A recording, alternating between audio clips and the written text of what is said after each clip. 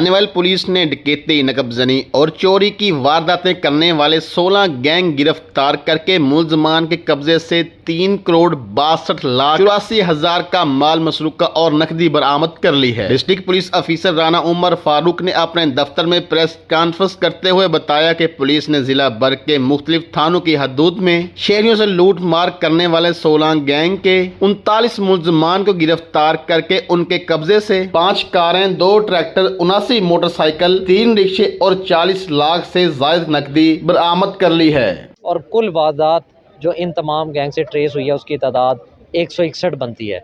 तो मैं ये समझता हूँ कि ये ज़िला खानेवाल पुलिस की 2 माह में एक बहुत बेहतरीन कार्रवाई है और इसमें 2 चीदा कार्रवाइयों का जिसका मैं ज़िक्र ज़रूरी समझता हूँ, उसमें एक दानी खच्चर गैंग की गिरफ़्तारी है जिसे पूरा शहर खानेवाल तंग था और लोगों को भी पता था कि ये डाकू कौन है, बल्कि वो कुछ वारदातों में बरमला उसने अपना नाम आके बताया भी कि मैं ये फ़लाना डाकू।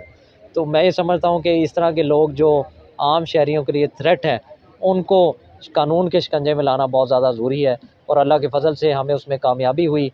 दूसरा, ये एक ज़रई ज़िला है जहाँ पे लोग अपने रकबे जो हैं वो काश करते हैं और लोगों की बारहा शिकायत आ रही थी कि उनके रकबों से ट्रांसफार्मर चोरी हो जाते हैं।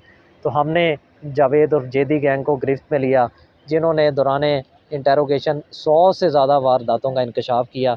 इनके कब्ज़े से भी भारी जो है वो कैश रिकवरी की गई है और अल्लाह के फ़ज़ल से तकरीबन 65 के करीब मुकदमा जो है वो ट्रांसफार्मर चोरी के चालान किए गए हैं।